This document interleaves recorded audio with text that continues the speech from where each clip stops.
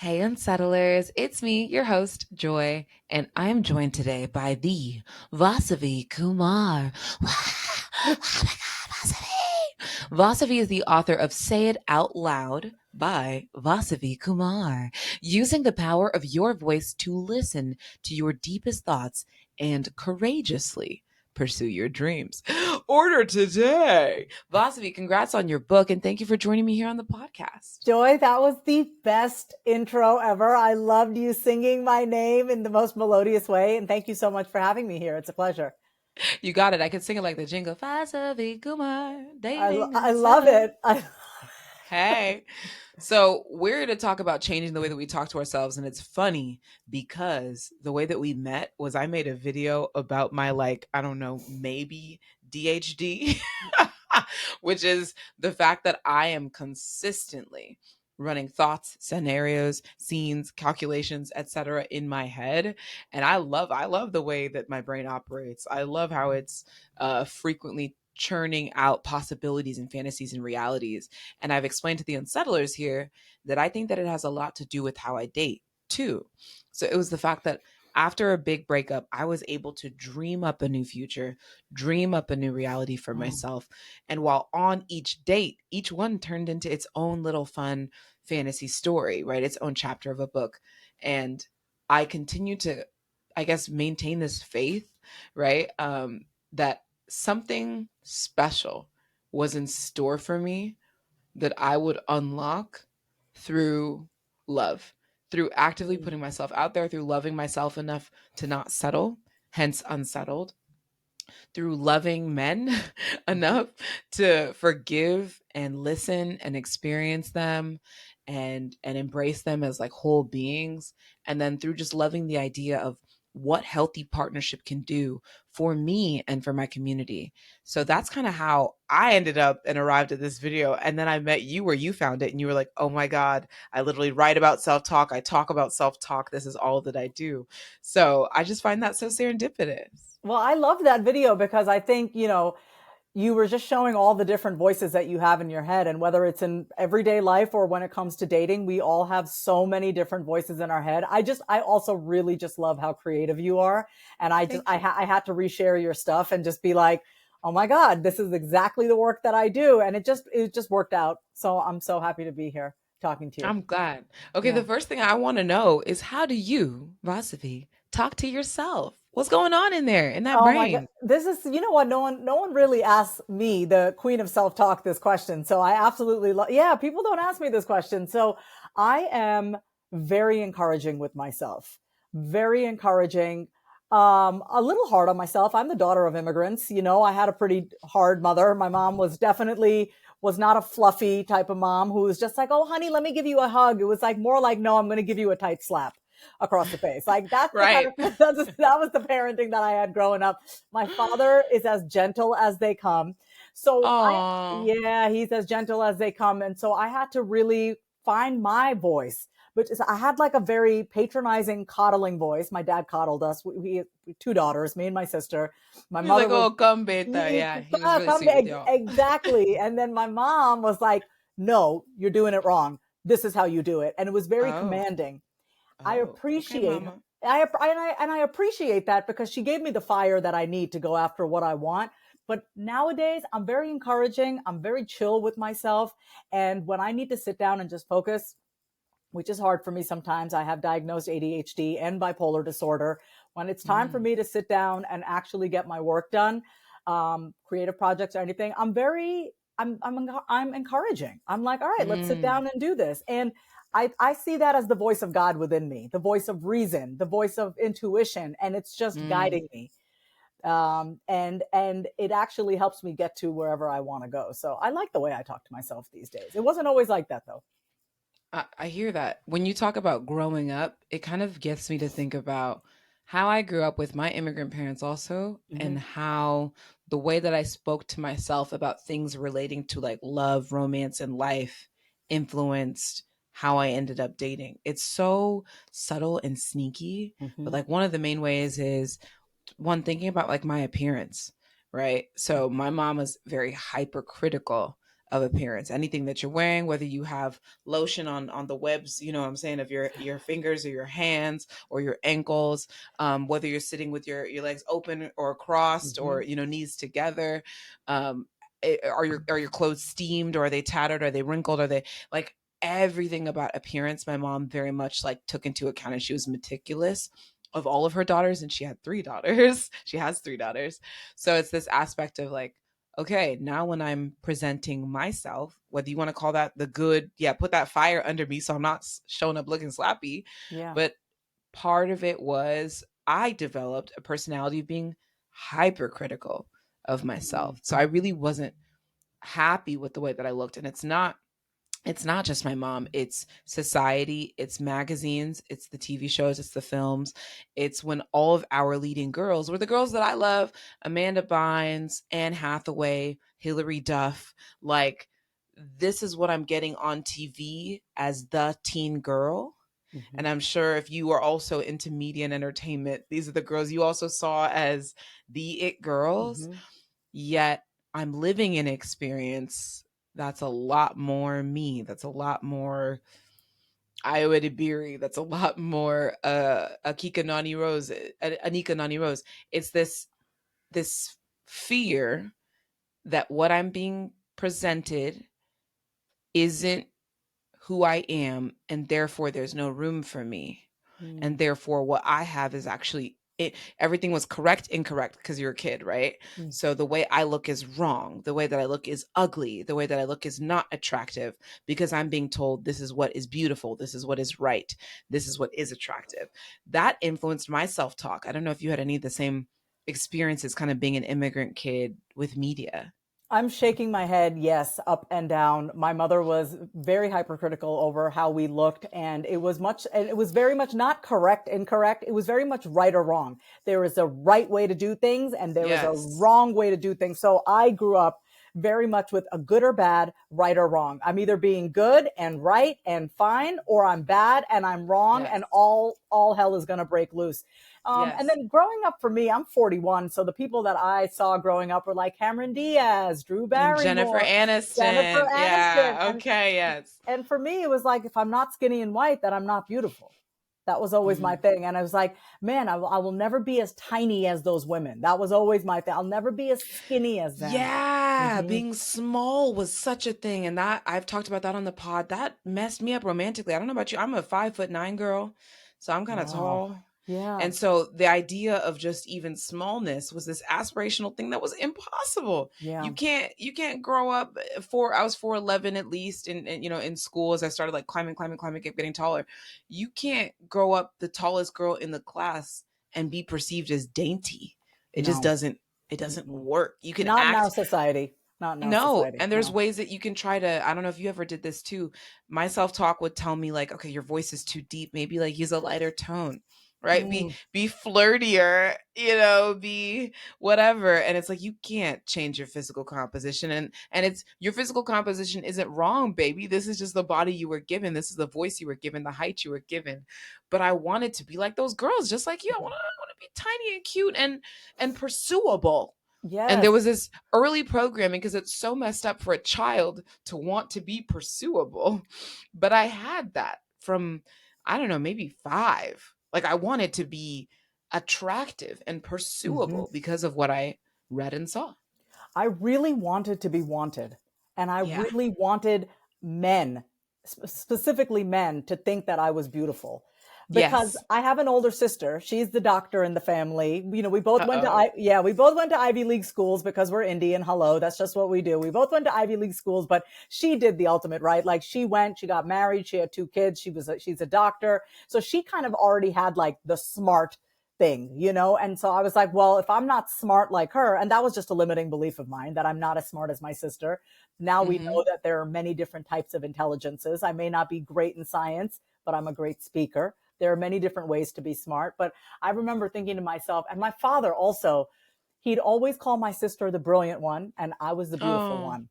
So, Uh-oh. See the label. And yeah, both are wonderful things to be, but yeah. uh-oh. So you're telling my sister she's not beautiful, and you're telling me I'm not brilliant. Yeah. Yeah. And that causes a lot of rift too. I mean, Now my sister and I are BFFs. She's 4 years older than me. We talk multiple times throughout the day, but especially in our 20s and 30s, it definitely created that, like, well, you're the smart one and I'm the pretty one. And like, I at some point didn't want to just be the pretty one anymore. I didn't want to just be looked at as, oh, you're beautiful. In fact, I would always, Joy, brag to my dad about my accomplishments. And I would tell him how much money I made in my Oh, business, all the accomplishments, because all I oh, wanted for my dad was to tell me, you're smart. I didn't really care about being called beautiful until I got older. And I was like, I don't care if I'm pretty or not, or men think I'm pretty or not. I want to be respected. So that happened as yeah. I got older. That maturity is so important. And it's funny how, like, I think about how much I struggled. I'm talking about actually, literally, like pulling hair out of my head, Mm-hmm. how much I struggled against the vision of myself that I thought was beautiful, that I was supposed to like reach or something, or copy and paste onto my physical form. Mm-hmm. That now I'm like, oh my God, you thought that this was such a thing. You thought you were at war. you Yeah. you was in the trenches. Why? Because you love yourself now and you look awesome now. But that's part of the way that we talk to ourselves. Um, are there any other ways that you spoke to yourself around love based on Oh, yeah. growing up as a brown girl, growing up in an immigrant family? What's some of the self-talk that you had about love and Well, relationships? what I was taught growing up was that all men are dogs. All men are, Right. no, my father would say to me, all men are dogs Oh, except he me. taught you. Yeah, my father used to say, all men are dogs except me, except him. So of course for me growing up, I'm like, well, I'm shit out of luck. I'm never going to meet someone as good as my dad. And so I was always waiting for men to screw up. So my self-talk was like, when are you going to let me down?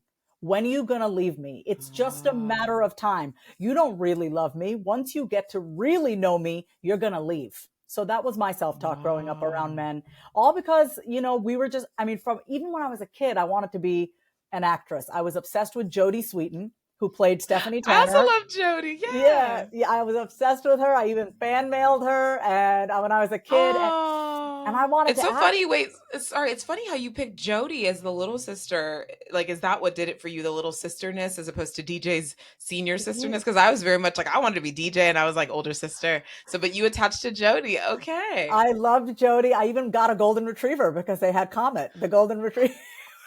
I can't Oh, believe you my were. sister. No, you said copy paste her life. I want her pets. I you I, said, I you said I wanted want the three dads. furniture. I want the Yes. furniture in her bedroom. I want her class schedule. You were stalking.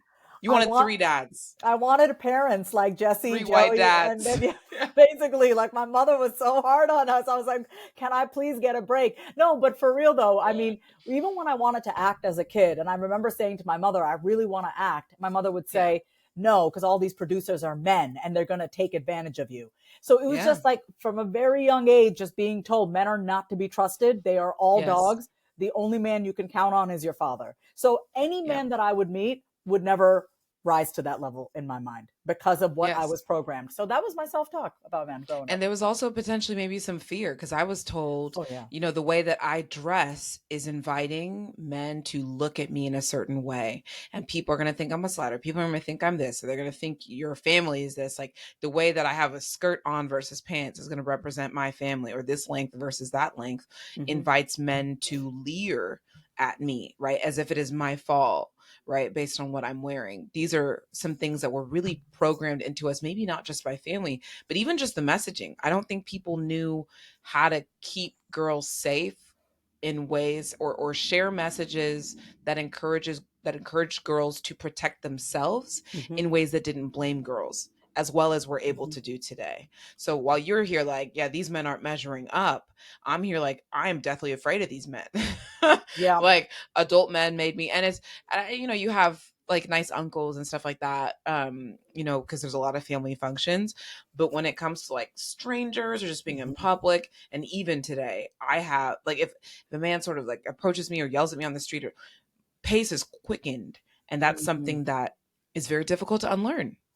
Yeah, absolutely. I mean, especially with the clothing and the dressing thing, what I want to say is I grew up really feeling like I I like so disconnected from my body. I grew up so disconnected from my body because I thought my body was dangerous. I thought it was a Yeah. weapon. I thought if I dress in this way, show a little cleavage, show my arms, show my From the legs. top, make Yeah, it pop, tuck yeah, it, what? Come exactly. on. Exactly. I really thought if I show a little bit, then it's going to be my fault. I'm inviting danger, and my body is dangerous. Mm. So the way that I learned to stay safe was to cover myself. And yeah, Yes. yeah. And also, I think, I struggled with my weight. I had disordered eating growing up and stuff like that. And I Mm. honestly feel a lot of the excess weight that I had gained in my 20s and 30s was just armor. It was just protection. Wow. Yeah, and now I've, Wow. I've, I've like really repatterned my relationship with food and with how I eat and how I look at food. And so I've lost a lot of that excess weight, but it's definitely something that I think about. It's like I went out the other day and I looked fine as hell. And there was a Hmm. voice in my head that was like, "You look too sexy. They're all going to be staring at you." And Yeah. I had to talk to myself in that moment and say, "Let them look. You're fine. You're safe. You know how to handle yourself. Like you're okay no matter what." So even like just as recently as 2 weeks ago, 2 weeks ago, I had this Wow. voice in my head. Yeah. So that's how Where that you're like, affects. I look too sexy right Yep. now. Yeah. Yeah. No, it's fascinating. It's fascinating how across cultures, you Hmm. and I are still having the same experience of if I cover myself, if I almost boyify myself, if I wear longer clothes or I slouch or I just like don't call attention to myself, maybe I'll be safer in Hmm. ways that we might reject. I rejected, I'm sure all girls might go through this phase, but rejecting the feminine colors, Hmm. musicians, songs, movies, and just being like, ugh, oh, that stuff is so like. There's a phase of being a girl and a woman in which it becomes popular in the Pink style of the thousands, right? To Hmm. hate on Pink, the artist, not the color, to hate on other women. Like Yeah. that is almost a way that you can invert and flip, and it's kind of pick me, but it's not even pick me, it's like reject me. It's like you're rejecting a part of yourself that you feel or fear you don't have access to. Hmm.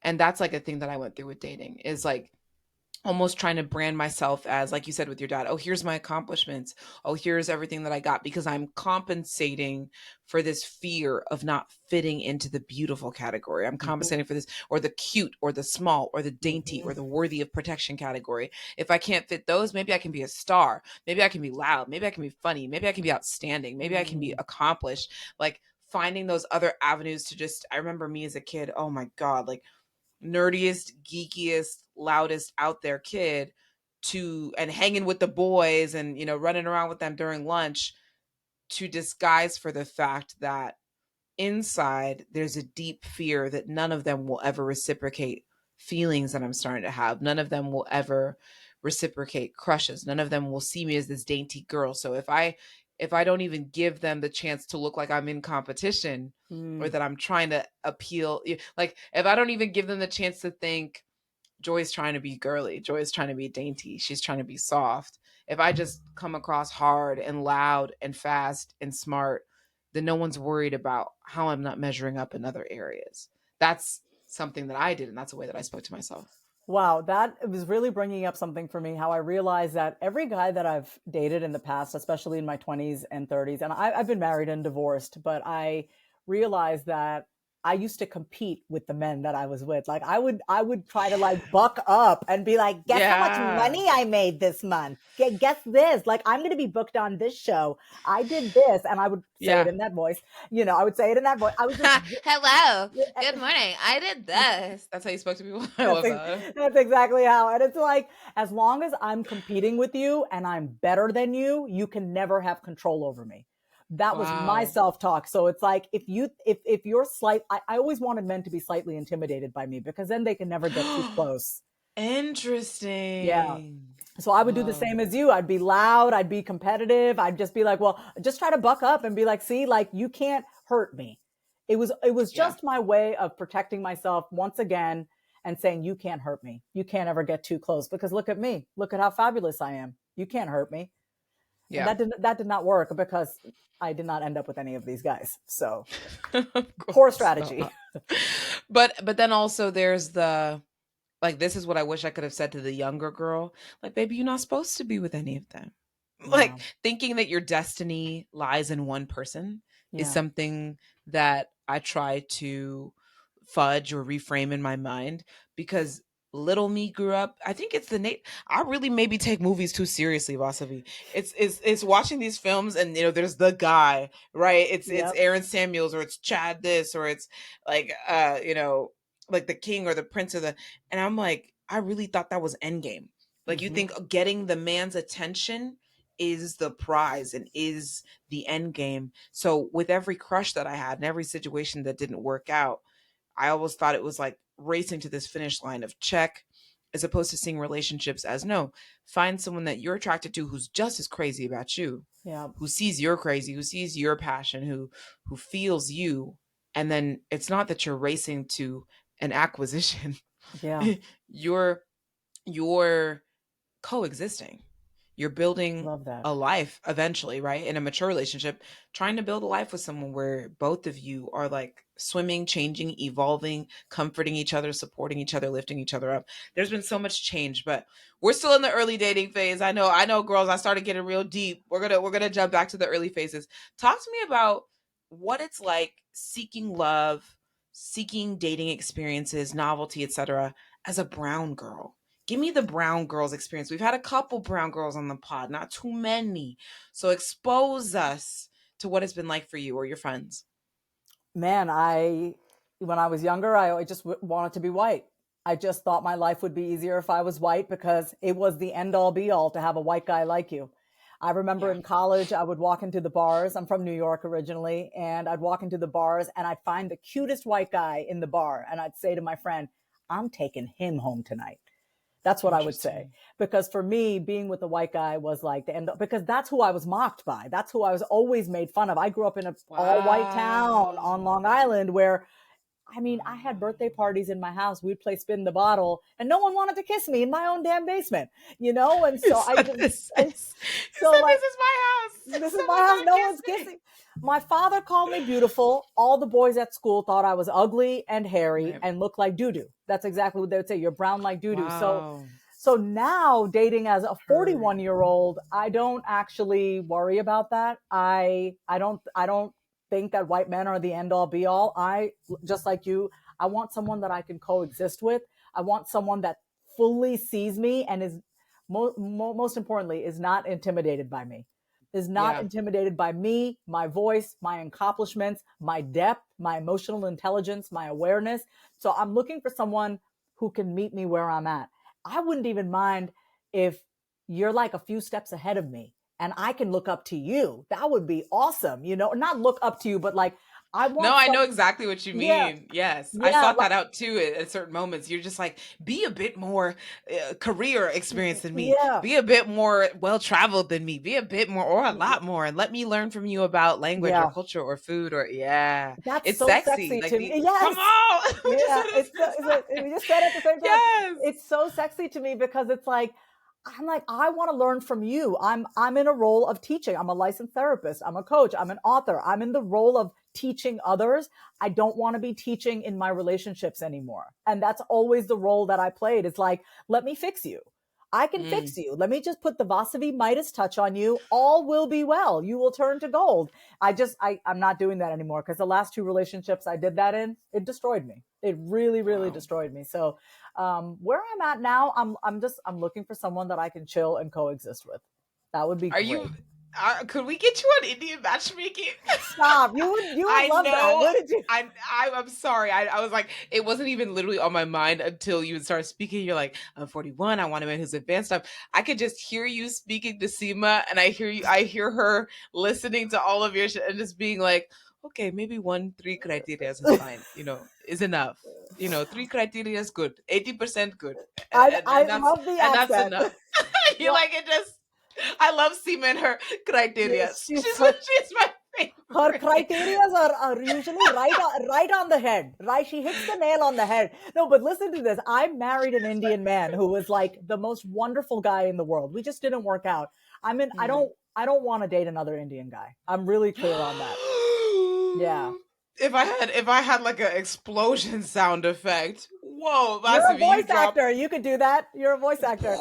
right. Yes. Okay, you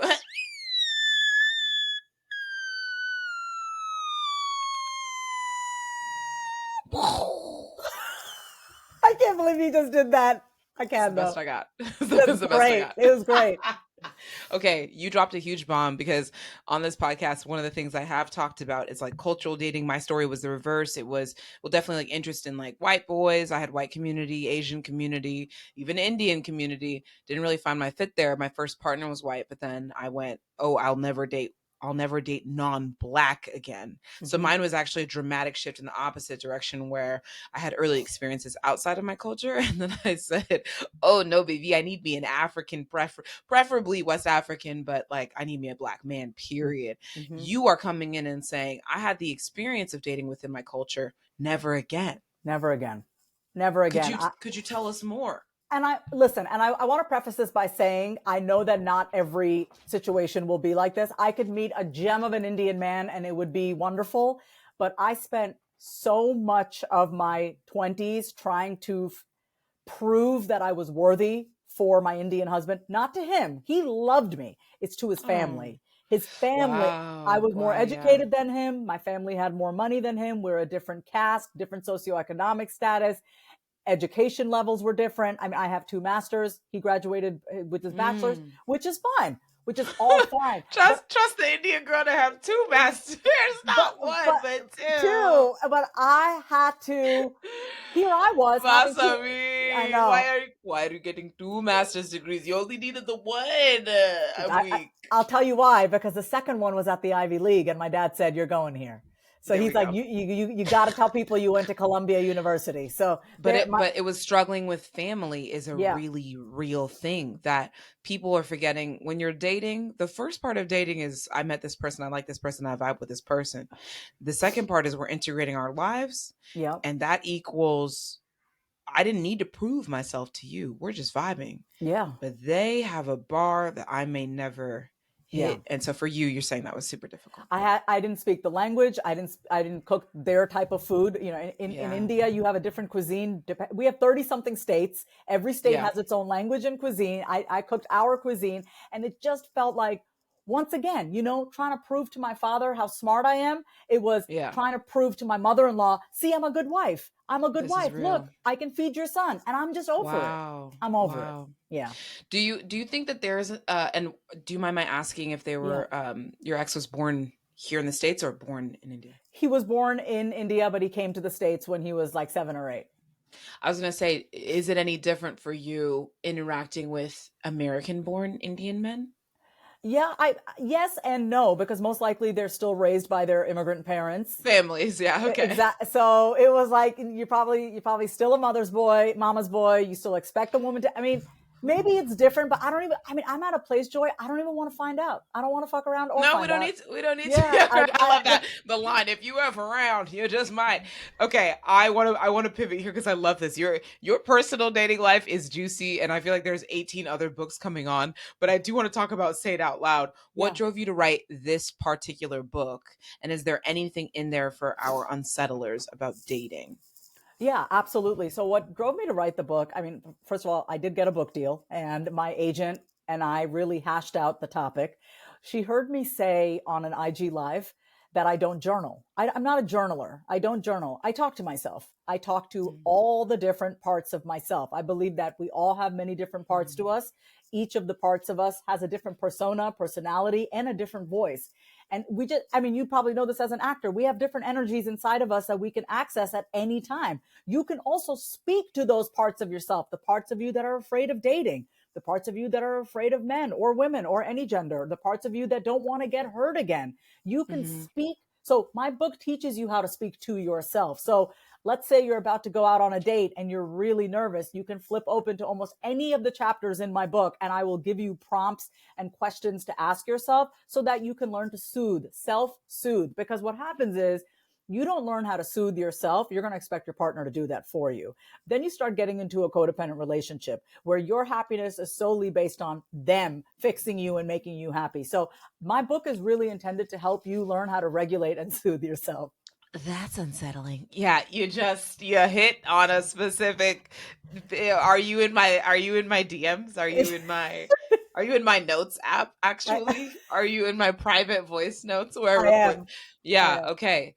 The matter of not being at peace with yourself and expecting getting into a relationship to fix that for you, or the other Hmm. person to like heal or remedy something within you that's very raw, that needs you to touch it first, that needs you to poke it and uncover it, is nerve-wracking. And I find ways, not that I expect my partner to heal me, but parts where I'm like, I want him to like almost just like hold me really, really soft in a Hmm. lot of areas, Hmm. maybe in conflict or whatever, where I'm like, have you even held yourself soft there before? Like, have you Hmm. even given yourself permission to be gentle and small, and can you forgive yourself where you mess up? You're expecting someone else to forgive you big, right? Or treat you gentle, but have you practiced doing that for yourself? And I was just about to say, the fact that you know that what you need in that moment is to be held soft shows me that you've given that to yourself. Because how else would Mm, you really know and be able to receive it? A lot of people don't know what they need. And then even when they get that need met, they can't even receive it because they didn't even realize it was a need that they needed to be met in the first place. Many people wow. can't express what they need. So we walk around with unmet needs. We're arguing. We're trying to get our needs met in all the wrong ways. Start with meeting your own needs first. Oh, that's so real. Okay, you said something I really liked, and I think it was a while ago, but the more energy you spend avoiding something, Yeah. the less you have towards freedom. Yes. The more energy you spend avoiding something, the less you have towards freedom. And we can avoid in so many different ways when it comes to dating. One, I think, is a lot of women that I've seen date, and men do this too while dating, but avoiding a glaring incompatibility Hmm. within one of their current pursuits or connections, and having less energy towards the freedom of either being alone Hmm. and single for a bit, or the freedom of going to the next aligned partner. Any thoughts there on like avoiding versus freeing yourself? Yeah, I mean, when you avoid, it takes up space in your mind. It's like so instead of dating, let me use another example for a second, okay? Please. Just Yeah. so I used to have this junk drawer. It was a drawer just for junk. And I would walk past it all the time and I would say, I hate this junk drawer. Everything needs to have a place in my house. That's just the way I Yeah. operate my life. But I would Same. avoid, yeah, I would avoid cleaning out this junk drawer. Every time I walked past that junk drawer, I felt some sort of way. It robbed me of my peace. It robbed me of my inner freedom. It was It the same robbed you. thing. It's like every time you avoid looking at something in somebody else or within yourself, you are not free. You are now hostage to that thing, I because you're know. not willing to confront it. And if you're not confronting it, it is controlling you. It is controlled, just like that damn junk drawer. Like that junk drawer controlled me. And as long as I'm being controlled by something, I have lost my freedom. Or it's Yeah. harder for me to access that freedom. So it's the same thing when we avoid stuff. We don't want to look at it. It's too painful. It's too uncomfortable. But you know that shit's eating you up on the inside. You're not really free. You can't be No, free. Yeah. no, and that can exist in a current relationship that isn't working. It can exist in a long-term relationship where Mm-hmm. things were working for a long time, but then you suddenly realize they're not, kind of like Yeah. my last. It can Mm-hmm. exist when you're pursuing someone new, and there's something about this new situation, this new person, or this new person's family, Yep. or your family, Yeah. and you realize, oh, this is never going to work. Don't avoid that. That'll hold you back. Or just even within yourself and the way that you're putting yourself forward. In the last episode with Danielle Connolly, or Danielle Elevates, I spoke about how I would kind of try to preface different things on my profile, or how she's experimented with, teasing her disability on her profile to like get things out of there. That for her was direct confrontation with something that she knew would be a struggle within dating. And Mm-hmm. then it gave her her freedom. It gave her Cool. decisions of, now you know who I am. I put it all right out there. This is me tackling it head on. So you like it or you don't. You need a hiking buddy, or you need someone like me, and now we're good. Like I Yeah. love I love how confronting things can free us up. I would love to know, within self talk, what would you say to girls who are struggling with the boring or safe guy? Or what would you say to guys who are struggling with the boring or safe person? Because there's this aspect of, I have this connection, they're doing everything right, everything about them is great, everything's great. And then you're like, wait, voice crack, they're like, it's great. You're like, it's great. They're like, yeah, it's great. You're like, ah, right there on that third great. You're like, are things really great? Or, and they go, they reveal and they confess, I'm I'm a little bored. He's a little safe. She not really doing it for me. What do you say to people who are kind of experiencing that, and how can they speak to themselves in a way that can free them up? I dated a guy that was boring. He all he loved doing was watching. For me, it was boring that all he wanted to do was watch football. All you want to do was watch football. Any sports that was on, baseball, basketball, football, doesn't matter what time of year it is. He's always wanted to watch. Go to the bar, watch sports. Fine. That's boring as fuck for me. Excuse my language, but Mhm. that is very For that is you. yeah, that is very boring for me. So I brought the fun. That's what I did. And I was very surprised that he was actually very receptive to it. So I brought the fun. Like, listen, not everyone has the personality that you have. So if you are fun and you like to experience new things and you really do like this person, then bring your Yes. fun energy. And if this person is resistant and doesn't want to do those fun things, that may be a problem there, because for me, it's important that someone is willing. Like, they're at least willing to try new things. That's how you keep shit fun. It's like, try new things, experience new things together, try adventure. If it's a cooking class, if it's a new restaurant. So for me, it's always a matter of, okay, I can work with this, but I'm going to get my needs met. How am I going to do that? Okay, I'm going to schedule a fun date night for us. I'm going to hope, Right. you know what I mean? So it's like, take back control and ask yourself, what can you bring to the table? Because what we're doing again is like, oh, that person's boring. It's like, are they boring? Or maybe you're just bored and maybe it's time to just bring some funness into the relationship. And when you do so and it's still boring, I'm like, maybe that's just not your person, babe. Like, cuz there's Yeah. a way I could sit on a blanket with my one of my best girlfriends. There's a way I can sit with my sisters. There's Mm-hmm. a way I can sit with my boyfriend, that each of those things, because these are people that I've chosen to have in my life who I love, each of those experiences is going to be unique and hilarious Yeah. and energizing or educative or calming or soothing. But there's a way that I could do that with another random person that would be torture for Yeah. me, right? Yeah. So it's really just about the alignment. I love that advice. As we close out here, because it's been fire. Is there anything that you want to share with the people that's been like on your heart, spirit, or mind? It could be about dating, it could be about anything.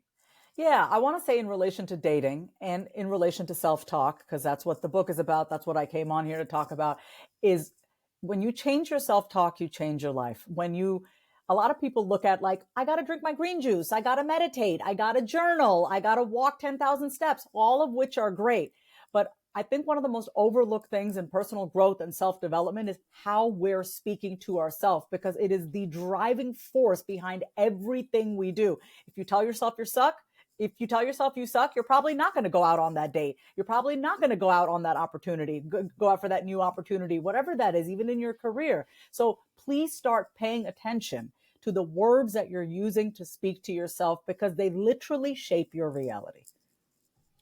On that note, it doesn't get it just it don't get better than that. I love that. Vasavi, thank you so much for joining us here on the Unsettled podcast. Everyone, please follow the girl. My name is Vasavi. If you can't spell that, it's because you're not watching on YouTube or you haven't visited us on social. That's VASA. Go to Unsettled to find her and her book. Okay? We're not going to spell it out for you. You need to pick it up. Take action in your dating life. Go towards the things that you're avoiding. Open up that junk drawer, break up with the nasty family, and we'll see. No, I'm just kidding. And we'll see you next week. Thank you, Vasavi. Thank you, Joy.